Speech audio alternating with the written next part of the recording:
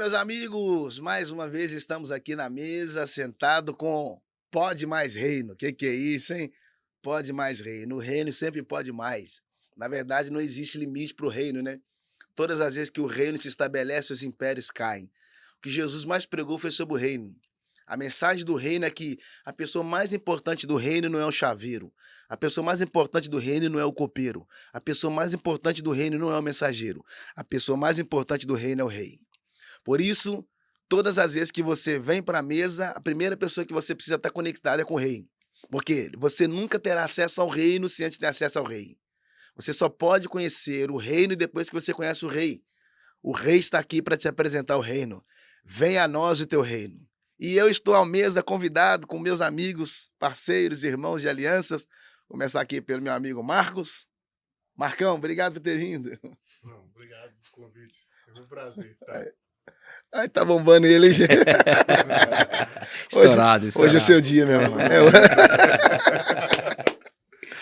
Seu irmão, pastor André Carvalho. Tamo junto, Manão. Que prazer estar aqui contigo, tá? Obrigado. Você é água filtrada do coração. Te amo, viu? Tamo junto. I love you. Eu gostei do água filtrada.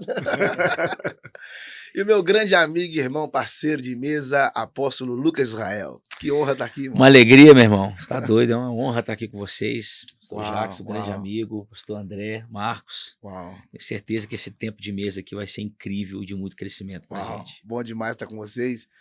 E tava falando dentro do carro com o André sobre a questão de mesa. Eu sempre digo que o talento te traz para a mesa, mas só o caráter te mantém nela.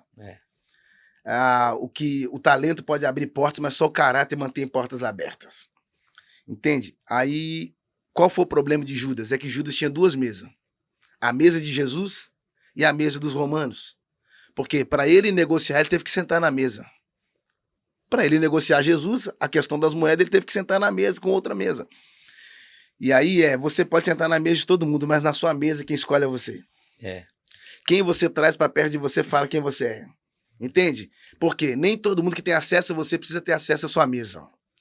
Vai ter gente que vai estar sentado na sua mesa que não deveria estar ali. Se você não for seletivo, você não vai ter prioridades. Fato. Entende? E aí o que eu entendo?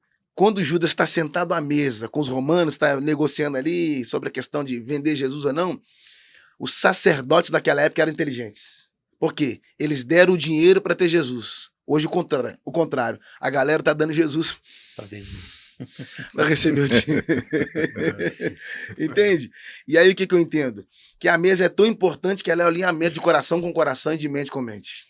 Todas as vezes que nós nos assentamos à mesa, é um alinhamento. Porque a mesa não é só para tratar de experiências, a mesa também é para direcionar os próximos dias, para anunciar a próxima estação. Tanto que é o que eu sempre digo que as maiores pregações de Jesus não foi no templo, não foi no monte, as maiores pregações de Jesus. Foi na mesa. Foi na mesa. E aí, abrindo para vocês falarem, nos dias de Jesus a mesa era baixa, você sabe disso, vai em Israel todo ano. A mesa de Jesus naqueles dias era de 70 centímetros. Então uma mesa baixa vai ser um problema para quem se acha muito alto. Porque para ele ir para a mesa ele vai ter que descer. Tem que se ajoelhar. Ele vai ter que se prostrar. Mas eu não gosto. É melhor descer do que cair. Porque dependendo da queda você não levanta, né? Mas quando você desce, Deus estende a mão e te coloca de pé. Uau. Show de bola. Sabe o que é interessante você falando de mesa de Jesus? A mesa de Cristo ela teve 3 elementos muito importantes. Jesus, por exemplo, ele vai à cruz uma vez, o sacrifício é uma vez e ele vale por toda a eternidade. Uau. Ele alcança o passado, o presente e o futuro, mas um sacrifício. A mesa foi antes e depois da crucificação. Antes da crucificação, ele chamou os seus discípulos à mesa. E depois a mesma coisa, porque a mesa vai nos trazer 3 coisas. A primeira delas é comunhão. Jesus quer ter comunhão conosco. E assim, e dessa forma a gente também precisa ter comunhão com as pessoas. Comunhão, direção e confronto. Toda mesa tem esses 3 elementos. E a mesa, na realidade, a mesa de comunhão ela vai alinhar o nosso coração. A mesa de direção vai alinhar o nosso propósito. E a mesa do confronto vai alinhar o nosso caráter. A questão não é necessariamente a mesa, porque se nós nos levantarmos dessa mesa aqui agora, o que fica é um objeto. O segredo não é o objeto mesa, é quem está à mesa. Por isso que a mesa de Jesus é tão importante, porque apesar dela ser baixa, apesar de você ter que se ajoelhar, apesar de você ter que se prostrar, o segredo ali, o centro da mesa eram as pessoas. Não necessariamente Jesus, porque ele foi o que serviu à mesa. Então, quando ele chama para a mesa, ele serve com palavra, ele dá o alimento, ele parte o pão, ele dá a direção, mas ele também confronta. O problema é que as mesas que a gente vê hoje, a maioria delas são mesas de interesses. Uma mesa onde eu quero agenda, uma mesa onde eu quero dinheiro, uma mesa onde eu quero algo que você tem para me entregar. A mesa de Jesus não tinha interesse, a não ser intenção de confrontar, de gerar comunhão, de gerar direção de propósito para todos aqueles que estiveram ali. E aí, assim, me lembra, inclusive, de um episódio, né, em Pentecostes, por exemplo, e aí eu queria fazer um paralelo com a Torre de Babel. A Torre de Babel, os homens é que fazem. Eles é que querem chegar, né, eles estão ali no momento de mesa, mas a mesa, qual que era o objetivo dela? Era trabalho. Então, o que estava envolvido naquela mesa em Babel eram as mãos. Já em Pentecostes, quem faz é Deus. Quando o homem faz, dá confusão, os homens são espalhados na terra e cada um vai buscar o seu reino, vai fazer e criar o seu império, o seu grande reino. Mas quando Deus faz, as pessoas após Pentecostes também foram espalhadas, mas agora não com confusão, mas agora com uma direção do reino, enviados para o reino. Então a mesa onde tem Deus fazendo, tem, apesar de envio e espalhar pessoas, está na realidade enviando. Mas quando é Babel, cada um vai buscar o seu próprio interesse e cada um vai ver a sua realidade fora de uma mesa de comunhão. Abrindo um passagem sobre a questão do Babel aí, que eu acho interessante, é que Noé constrói um altar. Daí a pouco, quando eles chegam em Babel, eles vão construir uma torre. O texto diz que eles estavam construindo a torre para ganhar um nome. Eles estavam construindo a torre. O que eles fizeram? Pegaram barro e fizeram tijolos. E na Bíblia inteira, Deus nunca construiu nada com tijolos. Por quê? Porque Deus não trabalha com forma. Deus trabalha com formas. E aí, quando eles estão construindo a torre para chegar lá em cima, qual era a ideia deles? Ganhar um nome. Então eles estavam construindo. Quando a Bíblia diz que Deus desceu e confundiu a língua deles, eles pararam de construir. Por quê? Porque não tem como você construir grandes coisas se você não fala o mesmo idioma. Você só pode construir grandes coisas quando você aprende a falar a mesma linguagem. E aí, eles pegaram barro, fizeram tijolos e queimaram os tijolos. Isso é um problema. Porque quando Deus formou Adão, fez Adão do barro. Quando eles queimaram tijolos, eles estavam queimando a essência. Aquilo que era de matéria-prima para Deus, eles estavam queimando. Então tem muita gente querendo subir, mas queimando os outros. Todas as vezes que você queima alguém para subir, você não sobe, você desce. E qual é a diferença do altar de Babel, da Torre de Babel, para o altar de Noé? É que a torre é onde os homens sobem, agora o altar é onde Deus desce. A torre era maior do que o altar, mas o que saiu do altar é mais alto que a torre. Nós não estamos atrás de torres, estamos atrás de altar. Porque no altar você só funciona morto. Deixa eu contribuir com algo, né? Você falando sobre mesa e sobre Judas, a gente tem que tomar cuidado com algumas mesas que nos desvaloriza. O mesmo Judas, ele precifica o perfume que é lançado aos pés de Jesus. Por que não vende por 300 moedas e vende Jesus por 30? 10ª parte. 10%. Existem mesas que as pessoas que se assentam nelas, elas vêm com o intuito de desvalorizar o que o Senhor está fazendo nas nossas vidas. É o mesmo Judas, para uma ação do perfume derramado aos pés de Jesus, ele gera uma precificação. E ele vende o mesmo Jesus por 30 moedas. Então ele não é só sobre trair, não é só sobre a mesa da traição, é sobre a mesa da desvalorização. Né? Ele está tirando o valor real de quem Jesus é. É verdade. E existem algumas mesas que a gente se assenta, que se você não tomar cuidado, se você não tiver um filtro, um senso, né, até um senso crítico, as pessoas que estão nela têm um único objetivo de desvalorização. Porque tem gente que pensa que desvalorizando alguém vai valorizar a si mesmo. E ao contrário, né? Quanto mais eu valorizo o meu irmão, quanto mais eu sou valorizado. Eu acho que as mesas hoje, elas precisam ser mesas que potencializam pessoas. Que destravam, né? Na verdade, se eu estou num lugar onde só eu cresço, eu estou no circo, né? Onde eu sou palhaço, as pessoas estão lá aplaudindo. Mas quando eu estou num lugar onde todos crescem, aí sim é uma mesa de crescimento, de comunhão verdadeira. Então, assim, o que a gente precisa hoje? Eu não sei para você, Jacques, eu acredito que vai concordar, mas eu tenho sido, e não por soberba ou por vaidade, mas eu tenho sido muito seletivo nas mesas que eu assento. Por quê? Porque para mim tem pessoas que estão em outra página de vida, outra mentalidade, não tem a mentalidade de reino, não tem a mentalidade de entrega. A gente percebeu isso durante esse tempo de mesa, quase mais de 3 anos, na verdade. pessoas que estavam ali só por uma agenda. Né? E em contrapartida, nós conhecemos pessoas que tudo o que queriam era o relacionamento. Uau. Então a mesa ela vai revelar o caráter. Em algum momento, você pode chegar na mesa, como você disse, pelas suas habilidades, mas só o seu caráter te mantém nela. E em algum momento o caráter é revelado, porque é impossível a mesa não revelar caráter. Ela revela. Existem 3 tipos de mesa, né? A mesa do tamo junto, a mesa do vamos junto e a mesa do somos um. Durante muitos anos, a igreja falou sobre estarmos juntos, estarmos perto, mas a ideia de Jesus foi sermos um. Então, na mesa, ou você se torna interesseiro ou você se torna interessante. Quando você se torna interesseiro, é o que você extrai. Quando você se torna interessante, é o que você devolve, é o que você entrega.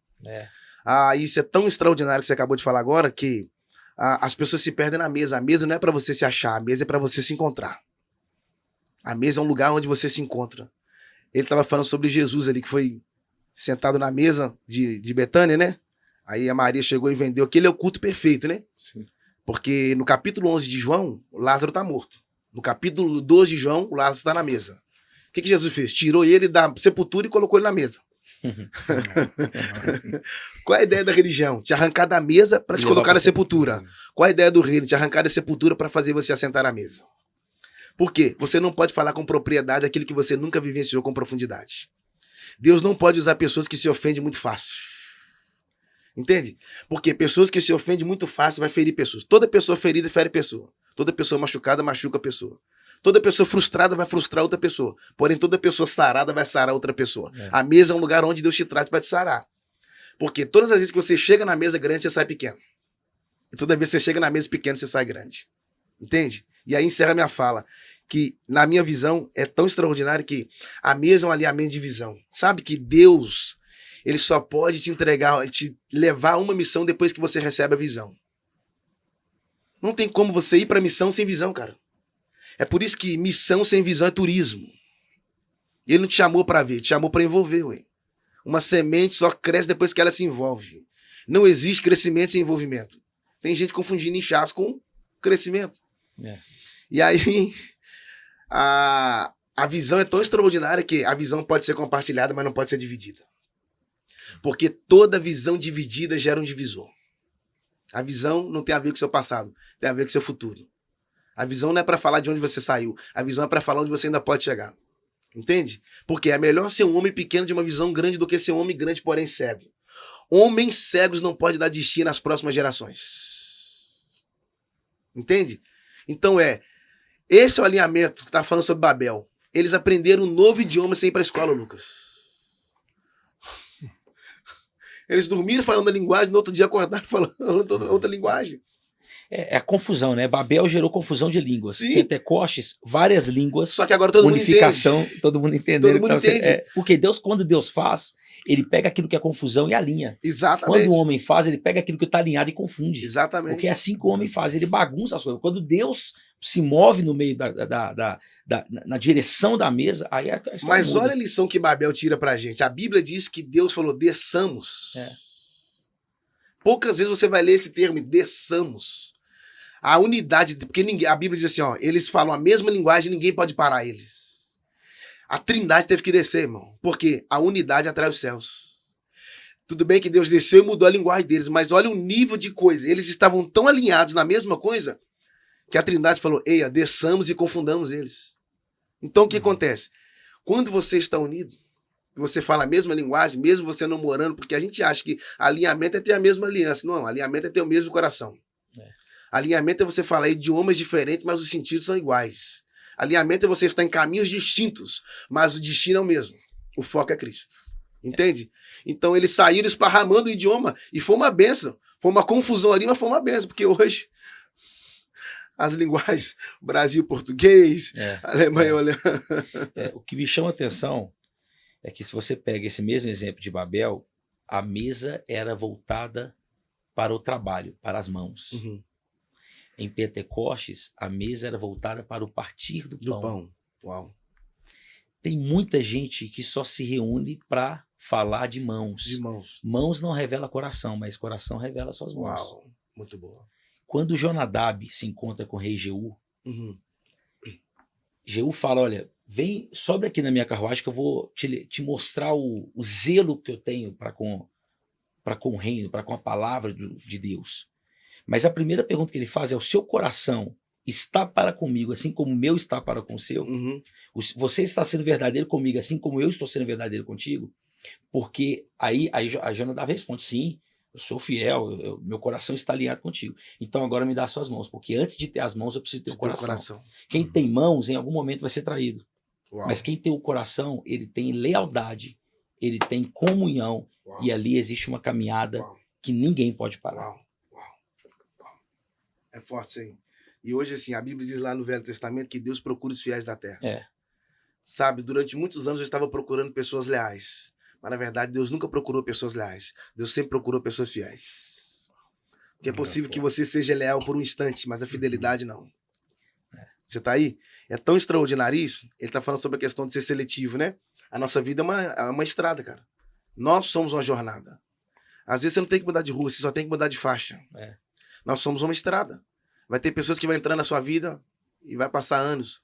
Vai ter pessoas que vão entrar na sua vida e vai passar muito rápido. Vai ter pessoas que vai querer parar o carro e vai falar: eu quero morar aqui. Entende? Porque nem todo mundo que começa com você vai terminar com você. Nem todo mundo que começou lá no início vai estar chegando na linha final. Só que você precisa entender que eu não posso parar minha jornada porque alguém decidiu não andar mais comigo.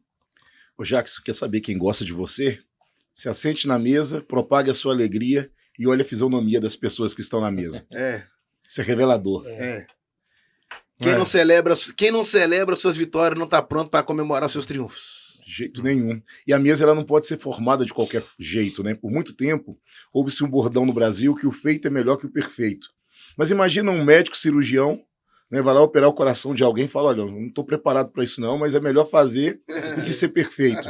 Então esse bordão ele não se enquadra em tudo. E para a mesa também não pode ser assim. Os relacionamentos gerados na mesa, eles não podem ser de qualquer forma.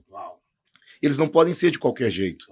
Porque a mesa revela, né, o nosso coração, como vocês já falaram, revela as nossas intenções e o que está sendo construído. E nenhuma construção pode ser feita de qualquer maneira. Então, quanto mais seletivo a gente conseguir ser, melhores resultados teremos. Você falou de construção, sabe o que é interessante? Que tudo que a gente constrói, toda a nossa construção precisa ter família, o núcleo familiar envolvido. Porque tudo que eu construí fora disso não vem de Deus, porque Deus é família desde o princípio. Pai, Filho e Espírito Santo. Né? Em Gênesis 1:26, façamos o homem a nossa imagem conforme a nossa semelhança. Ali já tem essa reunião da família. Então, qualquer construção que se faça, ela precisa ser ao redor de uma família. Por que muita gente não tem sucesso? Por mais que estejam em mesas certas, porque ele está tentando construir do lado de fora daquilo que Deus quer que você construa do lado de dentro. A construção interior é a construção familiar. Todo homem, ele precisa se envolver numa construção familiar, porque a maturidade, inclusive, e propósito, e desígnios de Deus para nós, ele passa em todos os momentos pela família. Nunca foi só para mim, mas é também sobre aquilo que vai fazer em mim e naqueles que estão à minha volta. Porque se é para mim, é um reino de egoísmo. Mas se é para minha casa, é um reino de família. E o reino que eu creio é um reino familiar. Homens, mulheres, filhos. Por isso que a Bíblia fala sobre converter o coração dos pais aos filhos e dos filhos aos pais. Agora, como é que se há essa conversão? Como é que acontece essa conversão? À mesa. Se não houver mesa, hoje tem muito mais grito do que comunhão à mesa com filhos e família. Então, quando você não tem mesa, você precisa gritar para que alguém te escute. Mas quando tem mesa, você só precisa dar direção. E a família vem junto. E uma das coisas que eu admiro, sua vida apóstola, que eu te acompanho no Instagram, seu relacionamento familiar. Um dos maiores valores que eu gosto é isso, porque eu também sou família, né? Então tem um cara que ele é bom na rua, ele é bom nas mesas que estão fora de casa, mas a mesa da sua casa, cara, é grosso, mal educado, sem paciência, né? Ele é feliz nas mesas externas, mas infeliz na mesa interna, né? E o que mantém a construção é o interno, né? O que sustenta o externo é o interno. É verdade. O Josué, ele levanta um altar no Jordão, o Jordão abriu. Eles chegaram diante do Jordão e não ficaram com medo. Por que eles não ficaram com medo? Porque eles tiveram experiência do mar, né? Se você serve um Deus que abre o mar, você não precisa ter medo do rio. Se Deus abrir o mar lá atrás, fica tranquilo, irmão. O rio para ele é nada. Josué chegou, o Jordão abriu, eles passaram no meio do Jordão, fizeram um altar. Foram embora. O Jordão fechou. A Bíblia diz que as pedras estão lá até hoje. A água é mais forte que a pedra. A água só não conseguiu rolar aquelas pedras porque elas estavam unidas e se formaram um altar. Só que, quando eles chegaram do outro lado, eles fizeram um altar do lado de fora. Então são 2 altares. O altar do lado de fora e o altar do lado de dentro. O altar do lado de fora é para todo mundo ver. Agora o altar de lá de dentro é só para a família enxergar. Nossa. Porque o altar do lado de fora é reflexo do altar do lado de dentro. E detalhe, quando o Jordão cobriu o altar, não estava dando para ver o altar, porque estava coberto.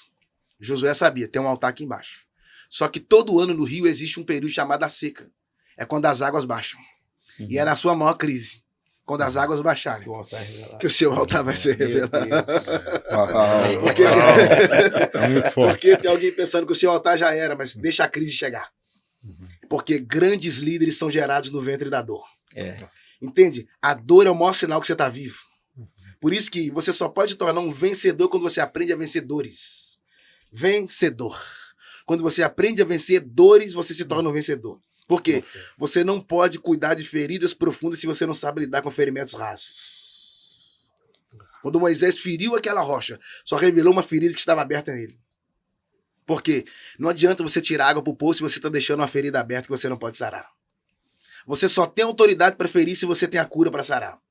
Por isso que a Bíblia diz lá em Jó, né? Eu firo e eu saro. Porque só ele pode sarar as feridas que ele fecha, que ele abre. Porque todo ferimento não é para te matar. Alguma forma Deus está te tratando. É processo. O Pai só açoita aqueles a quem ele ama. É. Entende? Então, o Lucas falou que é o altar familiar. Por isso que na multiplicação, no final a Bíblia diz que havia homens, mulheres e crianças. Então, peraí, que tem um detalhe aí. As mulheres não eram incluídas na mesa. Mulheres não eram contadas. Jesus... Quando o povo sai do Egito, a Bíblia fala que 600 mil homens, fora mulheres e crianças. Agora vem Jesus e fala, eu quero os homens na mesa. E as mulheres também sentadas na mesa. E os filhos. Também eu quero vocês na mesa. Porque eu não posso perder a família de vocês, porque não existe igreja sem família. É isso aí. Não, porque eu sou um desigrejado. Não, irmão. Existe. Quem sai da igreja por causa de pessoas, nunca esteve nela por causa de Jesus. Um membro não vive sem o corpo, mas o corpo vive sem o membro. Entende? Por isso o segredo é a família. É a família. O centro de uma mesa é a família. Quando Jesus se reúne com os discípulos, ali não é só um discipulado, ali é uma família que está sendo criada. Uau. E quando ele ensina, faça o que eu faço, sejam meus imitadores, ele está falando, multiplica a família. Multiplica o reino. Como é que eu multiplico? Tendo filhos. Né, Jackson? Em nome de Jesus. Eu já falei no outro podcast, Deus me curou, não queria ser pai. Eu não queria ser pai. Deus me curou. E eu nunca tive problema nenhum. Meu Deus, eu não sabia disso. Deus curou a minha alma. Porque eu vim de um lugar onde os filhos se perdiam. Que os pais não deram destino para os filhos. Eu perdi muitos amigos que foram metralhados, amigos que morreram assassinados. Então eu falei, rapaz, como é que vai ser eu sendo pai? Meu Deus, eu tenho um irmão que é drogado. Meu Deus, como é que vai ser isso? Então eu entendi que o cenário da vida dos outros não pode refletir o seu cenário. Porque cada um tem uma história, cada um tem uma trajetória. Para Davi se tornar rei, teve que matar urso, matar leão. Mas para José se tornar governador, não precisou matar urso e leão, mas precisou ter que vencer uma cisterna, fugir de uma mulher. Ou seja, então para cada um Deus tem uma rota. E eu encerro dizendo o seguinte, tudo que Deus começa com os pais, ele dá continuidade aos filhos.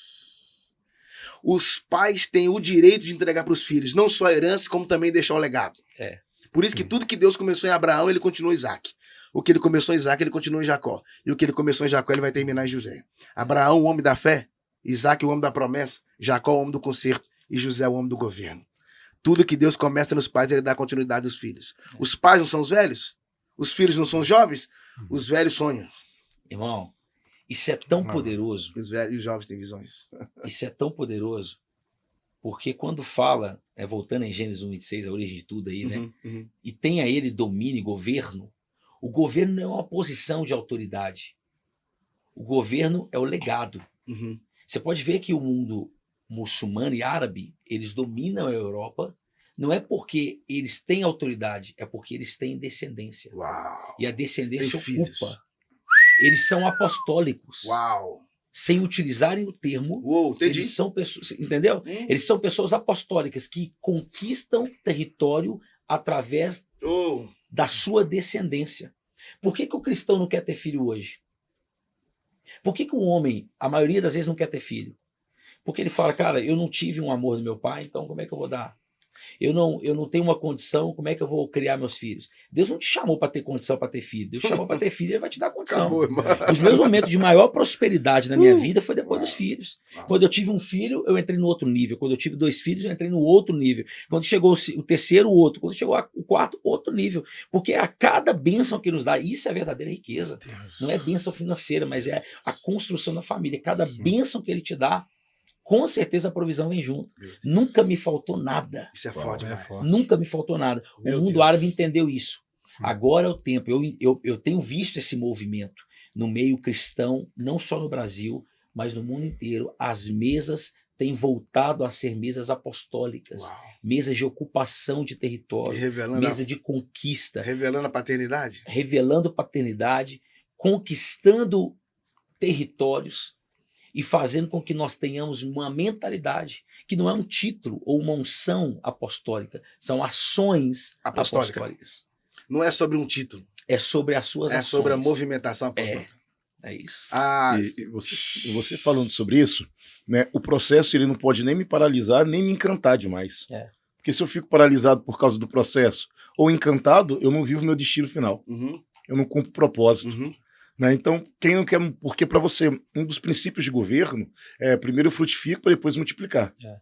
Né? E existem muitas pessoas que não estão nem frutificando, nem multiplicando, porque ou estão paralisados pelo processo, pela dor, pela dificuldade, pela falta de exemplo, ou estão encantados demais com o processo. E aí não cumprem o destino final, não chegam onde Deus planejou para ele estar chegando. Então, durante esse processo, durante esse caminho, seja ele criado por mim ou que eu recebi dos meus pais, eu não posso ficar paralisado nem encantado, eu tenho que continuar caminhando. É isso aí. Até porque o processo não é eterno. O processo é uma das matérias da escola de Deus. O processo não é para te matar. Ele é pedagógico, né? Isso aí. Completamente. O processo você não entende quando entra, você só entende quando sai. O processo não é para te ferir, pelo contrário, é para te criar estrutura. Porque você só pode suportar o peso do propósito quando você entra no processo. O processo é um alinhamento, rapaz, porque ele te fortalece para você suportar o peso das promessas. Por isso que o processo é a maior escola de maturidade. Todo grande homem passou pelo processo. Por quê? Processo você entra menino para sair homem. Paulo diz, quando eu era menino eu fazia coisa. Porque estava no processo. E aí é interessante que o processo você só vai entender depois que você sair. Quando o professor está dando aula, ele não explica. Quando o professor está dando aula, ele verbaliza, ele explica a matéria. Mas já percebeu que quando ele está na prova, o professor não fala. Por quê? É o processo. E aí o que acontece? Às vezes a gente está querendo que Deus fale e Deus está dizendo, está no processo, que é que eu falo? Só que tem uma coisa, ele entrega a prova, mas ele não sai da sala. Ele está lá. Porque ele está te provando para te aprovar, né? E quando as pessoas não querem viver o processo? Porque muita gente olha, talvez até para você mesmo hoje, numa crescente maravilhosa, onde Deus tem se movido na sua vida, o pastor André na Divinópolis também. As pessoas veem o que é público hoje, mas não sabem o processo que foi passado. Meu Deus. E a maturidade, ela é fruto do processo. É verdade. E a maturidade, inclusive, faz a gente entender que dores que eu vivia no passado, não é porque doía, é porque eu era infantil. Já viu uma criança quando cai? Já viu? Nem ralou. Mas o choro é absurdo. É verdade. A dor é absurda. Por quê? Não é porque doeu, é porque é infantil. Tem muita dor que a gente sente, não é porque está doendo de verdade. Não é porque é dor de verdade, é porque ainda não viveu o processo da maturidade. Quando a gente amadurece, depois de maduro, você tem a mesma queda. Você levanta, sacode a poeira e continua caminhando. Porque aquela dor ali já não é capaz de paralisar mais. Você tá mais ou menos querendo dizer que, tipo, o processo vem para te fortalecer. E te amadurecer. Para te amadurecer. Te fortalece, te amadurece e te prepara para viver o que Deus está querendo fazer na sua vida. Agora, se você não vive esse processo, você vai continuar infantil. E crianças não podem herdar aquilo que foi destinado a homens. Criança não governa. Por isso que no Éden, Deus não colocou um casal de meninos. Colocou um homem e uma mulher. Porque criança não governa. E toda vez que você coloca um menino no jardim, o que ele faz com os galhos? Ele quebra galho. Deus não te chamou para quebrar galho. Ele te chamou para ser um galho frutífero. Quando tem uma criança governando, tem que ter um tutor. Tem que ter um tutor. E quem que é o tutor? Esse que é o problema. É isso aí. Meninos não lideram. Deixa eu falar um negócio que é importante, cara. Isso eu esqueço. Isso é muito interessante. Estava falando sobre a questão de paternidade dos pais ali. E já percebeu que a maioria das pessoas, quando queria que Jesus curasse, eles pegavam o doente e levavam até Jesus? A maioria das pessoas pegava o doente, a cama e levava até Jesus. O Jairo é esperto. Ele não leva a menina até Jesus. Você tá aí? Ele traz Jesus para a mesa. Ele traz Jesus para dentro de casa, para a mesa. E aí é interessante que a Bíblia diz que Jairo prostrou, porque ele reconheceu quem Jesus era. Jairo era o principal da sinagoga, mas quando ele encontrou com Jesus, ele percebeu, eu era principal lá, porque aqui o principal é ele. E Jesus, sabendo da qualidade da mesa, disse, olha, você criou a expectativa certa, né, para me trazer para tua casa. Mas aqui na sua mesa não vai sentar qualquer um, não. É isso aí, é isso aí. Quem não pode estar na sua mesa vai ficar do lado de fora. É isso aí. Aí Jairo dobra o joelho e fala com Jesus, tem como o senhor colocar as suas mãos sobre a minha filha para que ela sare e viva? Por que ele não falou, coloca suas mãos sobre a minha filha para que ela viva? Não, não, não. Primeiro ele diz, coloca suas mãos sobre a minha filha para que ela sare e viva. Por quê? Porque tem muita gente vivendo, mas ainda não foi sarado. Aí, o que eu entendo? Ele dobrou os joelhos e lá na frente a filha dele ficou de pé. Então aprendo que os filhos só podem estarem de pé quando os pais estiverem de joelhos. Entende? O legado que nós vamos deixar para os nossos filhos é nós de joelhos, lá na frente nossos filhos. Rapaz, Eliseu chamou Elias de pai. Meu pai. A paternidade aí. Pelo amor de Deus. Por que não falou, meu líder, meu profeta? Não, chamou ele de pai. No Velho Testamento eles já tinham essa carência da paternidade. Ninguém enxergava Deus como pai. O mais ou menos foi Davi. Mas quando Jesus veio, a primeira coisa que Jesus foi ensinar os discípulos a orar, quando vocês orar, vocês vão orar assim. Pai nosso. Por que ele não fala pai meu, ele fala pai nosso? Porque no reino você não é filho único. Mesa. Você tem irmãos. Família. Mas aí tem um outro detalhe. Ele falou, quando vocês orar, vocês orareis assim, pai nosso. Você não é filho único, você tem irmãos. Mas quando você orar, entra para o seu quarto, fecha a porta e ora ao teu pai. Peraí. Agora você falou que era nosso e agora você está falando que é meu? É porque quando você está em grupo, ele não é só seu. Ele é nosso. Mas quando você está só, ele é seu. É seu pai. Esse exemplo de Jairo é tão lindo, na verdade, porque ele era um cara muito ligado à sinagoga, Demais. Né? Líder. O texto diz que ele era o principal. O principal, ou seja, para ele receber Jesus, você concorda comigo que ele arriscou a carreira? Com certeza. Ele colocou em xeque a carreira dele. Mais naqueles dias. A questão é, o que a gente está disposto a colocar em xeque em prol do nosso chamado e propósito? Por isso que a mesa alinha coração, porque ela vai fazer com que o propósito seja maior do que o meu coração. Por isso que alinha o coração, alinha propósito e alinha caráter. Jairo, ele esteve disposto. Mas por quê? Precisou. Por isso que Deus nos coloca sempre na posição na grande maioria das vezes, de precisar, de necessidade. Porque é só quando eu reconheço que preciso que eu faço aquilo que eu não faria. Quando eu achei que já estava tudo bom.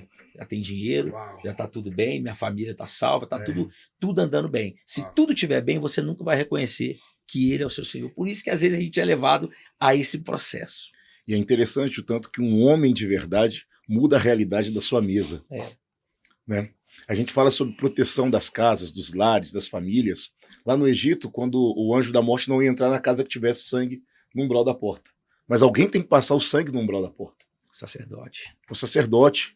Né? Jetro fala para Moisés, escolha homens de verdade. O conselho de Davi para Salomão é, seja homem. Um homem de verdade, ele muda a realidade da sua mesa. Ele muda a realidade da sua casa. Olha o que Jairo vai fazer, cara. Ele vai atrás da solução. Ele sabe esperar o tempo certo, porque Jesus ali no caminho, ele para por causa da mulher do fluxo de sangue, a multidão está acompanhando, e ele sabe entender o tempo certo. Né? Ele sabe, ele está no processo, não se paralisa pelo processo, não se encanta pelo processo, ele sabe que o processo vai passar, e como um homem de verdade, ele vai se manter posicionado, porque não é sobre estar em cima do muro. Quem está em cima do muro já escolheu um lado. Né? Quem está em cima do muro não está com dúvida. Já escolheu um lado. Mas um homem de verdade, ele muda a realidade da sua mesa. Um homem de verdade, ele muda a realidade da sua casa, da sua família, do seu ambiente. Ele cria qualidade para o ambiente, né? O que nós chamamos de ambiência, que é a qualidade do ambiente.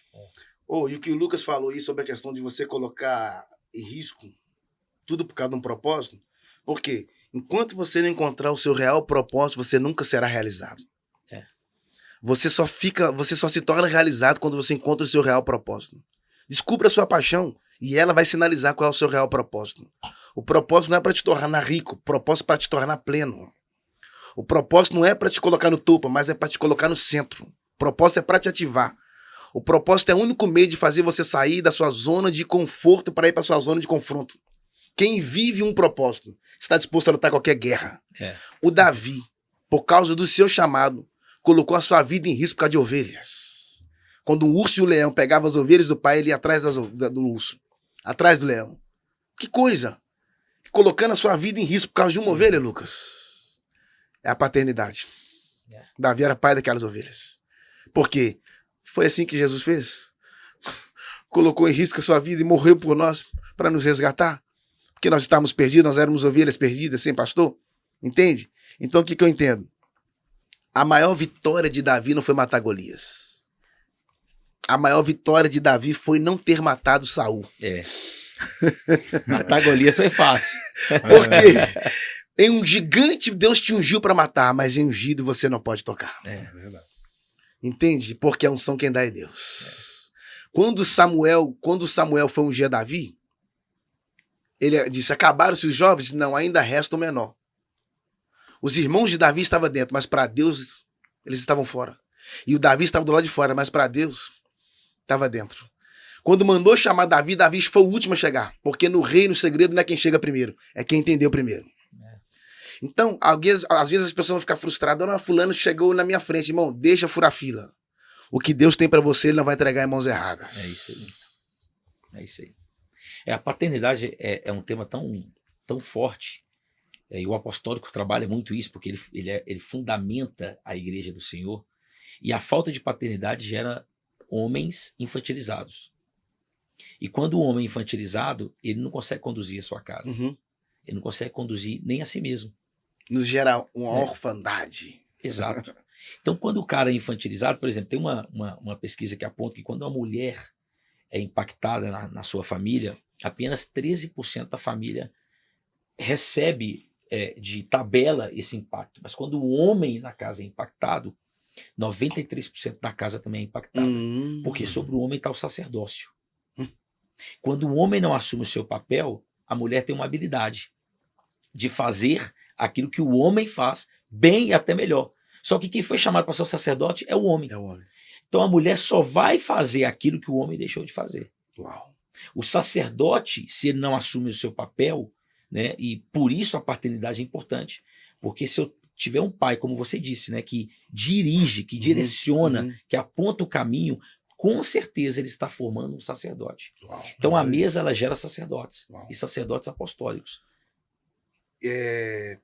A vida de Moisés só mudou depois que ele encontrou Jetro. Sacerdote de Midian. Moisés é um profeta. Cara, olha que coisa.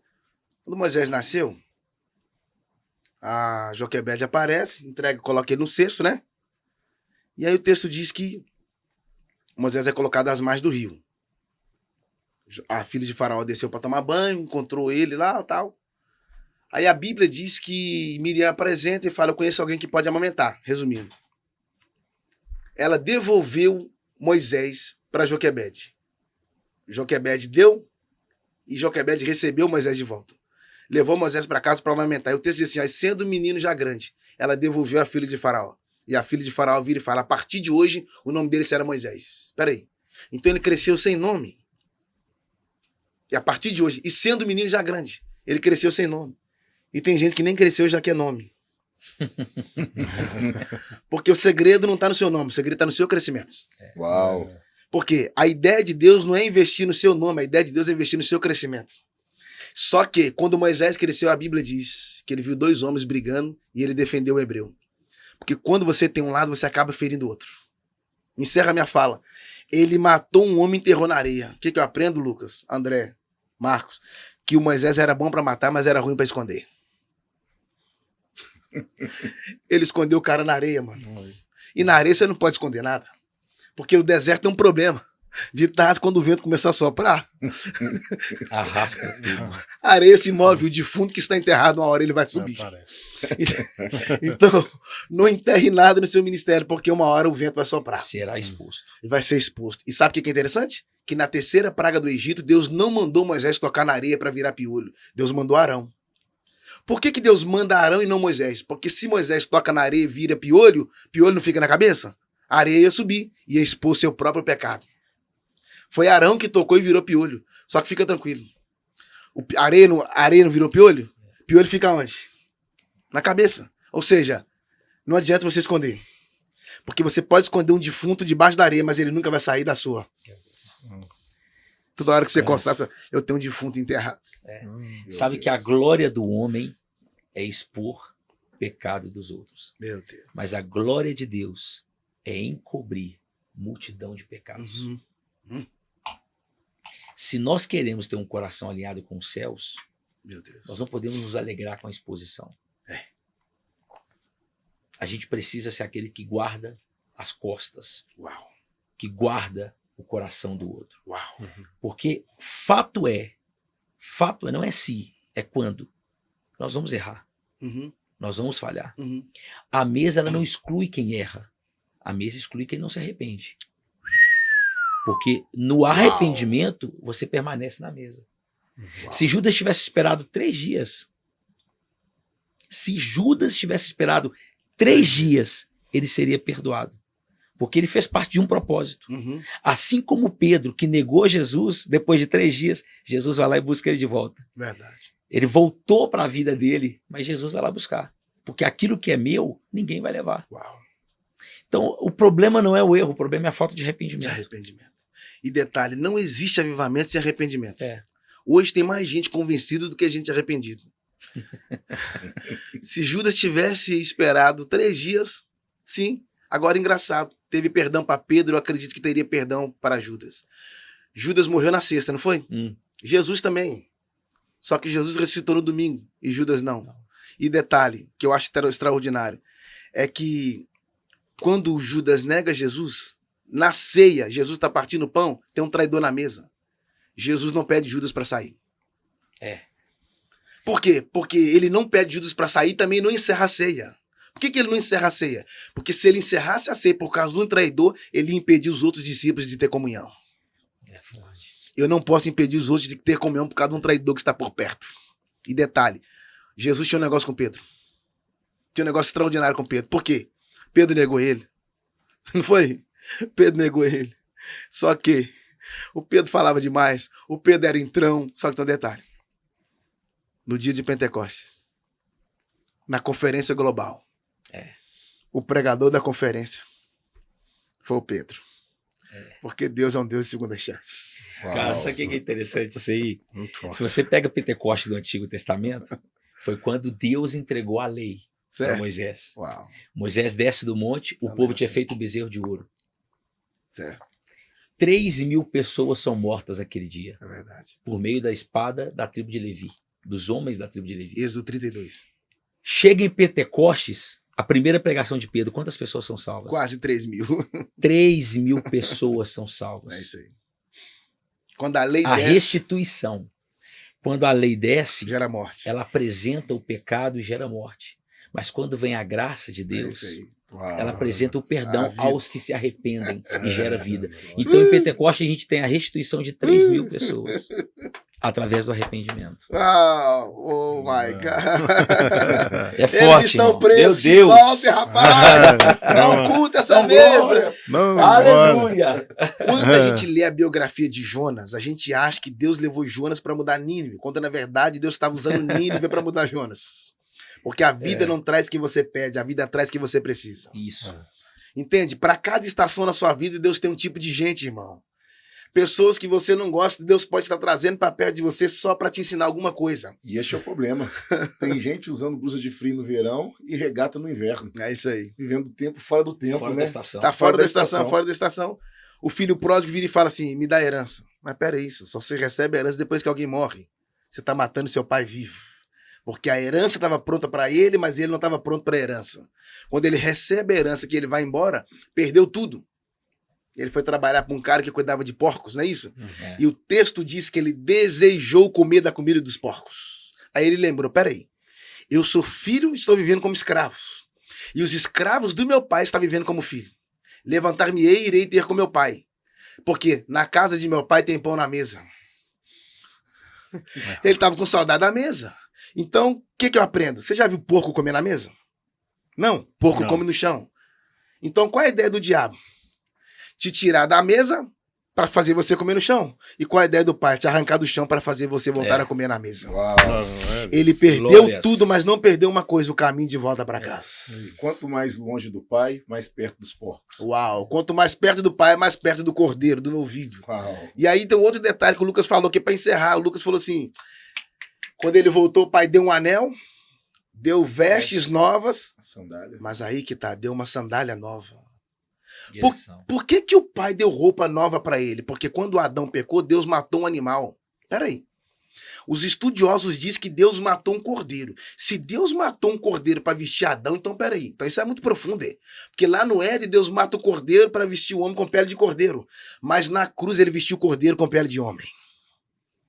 Aí, quando o Adão peca, Deus vai e faz uma roupa. Por que que Deus vai fazer a roupa para Adão e Eva?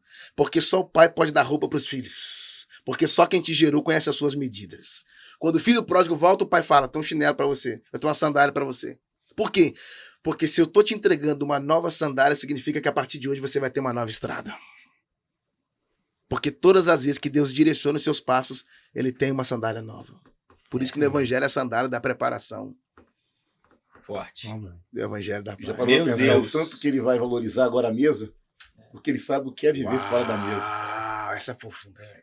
Essa é profunda. Ele olha pra trás e se lembra, né? Repete Posso assim, voltar repete assim, Pra repete esse assim. lugar jamais. Repete assim. De Vai folga. pensar o tanto que ele vai valorizar a mesa, porque ele sabe o que é viver fora da mesa. Ele sabe o que é viver fora do longe Forte. do pai, né? Vixe. Aqui, gente. Encerrando. Tem mais uns minutinhos, Isa? Só mais um.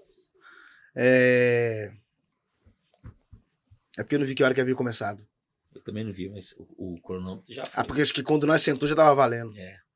Ah, você falando sobre essa questão de exposição, né? Sim. Não é isso? A Bíblia diz que descia um homem de Jerusalém para Jericó e caiu na mão dos salteadores. Está no plural, salteadores. Porque eles são covardes. Porque todo salteador não vem só. Vem em grupo. Feriu aquele homem e deixou ele meio morto. Não matou ele. Deixou ele meio morto. Uma parte estava morta, mas outra estava viva. E já percebeu que a restauração de Deus não começa pela parte que está morta? Deus sempre começa pela parte que sobreviveu. Aí viu o sacerdote, viu e passou de longe. E viu o levita e viu e passou de longe. Por que o sacerdote viu e passou de longe? Porque tem sacerdote que só funciona dentro das 4 paredes. Viu e passou de longe. Mas aí viu um samaritano de viagem. E viu, desceu, e a primeira coisa que o samaritano fez, desceu e atou as feridas dele. Atar a ferida dele eu não quero expor sua ferida. Porque eu não quero fazer das suas feridas um troféu. Eu não quero lucrar com seus ferimentos. Eu não quero ter sucesso com seus ferimentos. Entende? Porque toda vez que você lucra com o ferimento de alguém, você está escondendo algum ferimento que você tem. Ele escondeu, Lucas. Ele vedou, tampou. Ou seja, estou protegendo as suas feridas. Que você precisa ser tratado. Meus amigos, estamos chegando aqui ao final de mais um Forte. Pode Mais Reino. Eu quero deixar 2 mensagens aqui que é muito importante. A primeira, Deus colocou Ezequiel no meio de um vale de ossos. Os ossos estavam sequíssimos. Ou seja, havia uma parte morta, mas tinha um profeta vivo lá dentro. Ezequiel estava no meio dos mortos, mas ele não se tornou um morto. Então não permita que o ambiente contamine o seu interior, mas permita que aquilo que está no seu interior transforme o ambiente onde você está inserido. O detalhe é, Ezequiel perguntou, pode reviver esses ossos? Deus perguntou, Ezequiel, pode reviver? Ele disse, Senhor, tu sabes. E ele disse, então profetiza. Todas as vezes que uma pessoa morre, o que a gente faz? A gente enterra. Por que Deus não enterrou aqueles ossos? Porque Deus nunca vai enterrar aquilo que ele pode usar de novo. Alguém pode estar dizendo para você, já era, fulano acabou, não tem mais jeito, e Deus está dizendo, eu posso te perdoar porque a glória da última casa é maior do que a primeira. O último ponto, que isso é importante falar. Os discípulos saíram numa noite para pescar e não tiveram sucesso. Quando retornaram para a praia, Jesus estava pregando. Praia é o limite do mar. Então, para cada limite que você chega, Jesus tem uma mensagem específica. Eles desceram e começaram a lavar as redes. Lavar a rede, na linguagem da pesca, por hoje chega. Por hoje não dá. Só que eu entendo que eles não estavam lavando as redes para guardar, estavam lavando a rede para usar. Só que eles não sabiam. Porque no reino você não para a hora que você quer. Você para a hora que ele quer. Por que eles estavam lavando as redes? Porque Deus não coloca peixes limpos em redes sujas. Primeiro ele te lava, depois ele te usa. Qual o segredo do texto? Que não é colocando os peixes na rede você vai ter Jesus no barco, mas é colocando Jesus no barco que ele vai colocar os peixes na sua rede. Quando teve aquela pesca maravilhosa, que a rede lotada, Jesus vira e fala com os discípulos, chama o outro barco. Porque o barco estava tão cheio que se eles não chamassem aquele outro barco e não compartilhassem, ia afundar. Por que tem muita gente afundando? Porque aprendeu a pescar, mas não aprendeu a compartilhar. Quem não compartilha, afunda. Jesus vira para Pedro e fala, sai do meu barco porque eu sou um pecador. Meu amigo, não é Jesus que tem que sair do seu barco, é o pecado que precisa sair de você. Jesus vira e fala, a partir de hoje você vai ser pescador de homens. Mas qual a diferença de pescar peixes para pescar homens? É que todo pescador de peixes tira ele da vida para levar ele para a morte. Agora todo pescador de homens arranca ele da morte para levar ele para a vida. Existe vida para você? Um beijo no seu coração, Deus abençoe vocês e até a próxima.